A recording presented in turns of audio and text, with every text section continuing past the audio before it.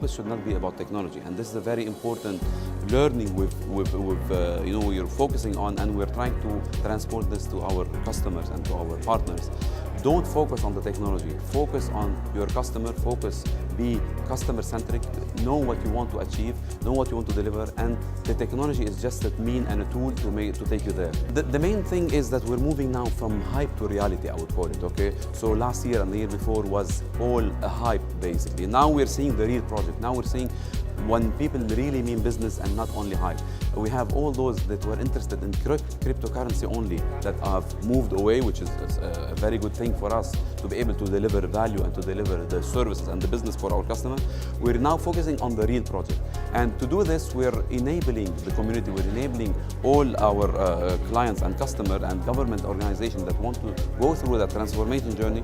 We're enabling them with a blockchain platform as a service. So we take all that headache from you, we build the platform, and we provide this as a service to you. So we help you in adopting blockchain, basically. For entrepreneurs, it's a bit different. We need a lot of coders, we need a lot of developers, we need a lot of data scientists. We need people who are hungry to build and code, and we're supporting those partners. We're partnering with a lot of smaller organizations. We're focusing on the horizontal play, building the platform, but whenever it matters, whenever there is an interesting service, we're happy to partner and support those small companies. So for the blockchain projects, since it's still an emerging technology with a lot of question marks and a lot of promises as well. In Ajwan, we didn't have an issue so much in the stakeholders because we read and we understood from the lessons learned from many other governments that it's good to start with a limited number of people on the network, not to go with too much on the network because it makes it a very complicated process that gets stuck throughout the way. So we started with our local entities and they were very supportive. However, some of the challenges that we faced was looking for the right blockchain platform technology that can support the full life cycle of the project. So, you know, the available skill sets in the market for blockchain administration and development is quite, in the region, is very scarce. So who can handle the whole thing? This was one challenge for us. Second challenge for us, yes, getting the business to approve, which is difficult than the technology itself, but this will be more, we are expecting to face it more once we start inviting to the blockchain network private sector, other federal entities. This is the point number 2. Number 3, starting with the right use case. That's a challenge, setting the right criteria based on which you can use blockchain to solve. Otherwise, it would end up like any database integration. You pay a lot of money, but you can get it through a much cheaper option.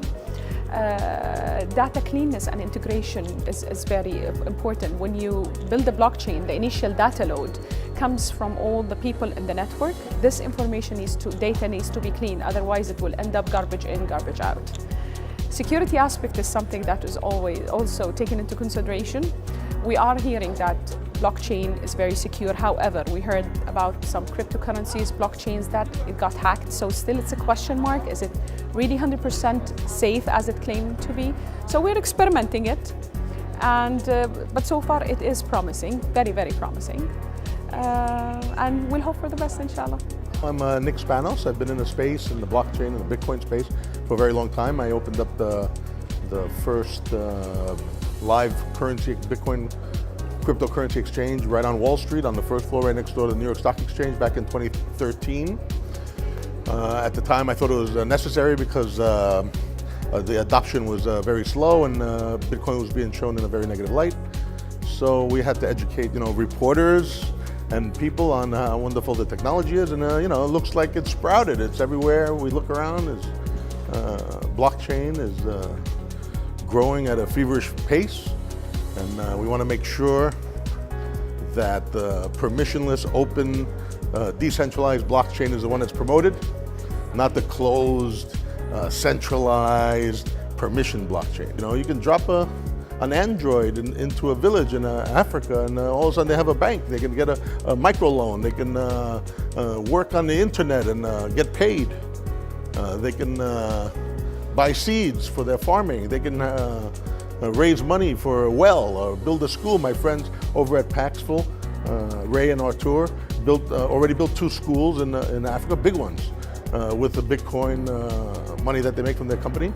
Yeah, I want them to embrace the technology, the pure technology, not these big companies who showed up and try to co-opt our movement and force feed you permissioned, closed, centralized blockchains, because that's just a database, very slow database. We need permissionless, transparent, immutable, decentralized blockchains with billions of people involved, because through decentralization you get immutability. You cannot have immutability with centralization, because let's say this person has a blockchain on his servers, he can just throw all the servers in the garbage and then it doesn't exist anymore. But you can't do that with Bitcoin. You cannot shut down Bitcoin. Bitcoin is censor-proof.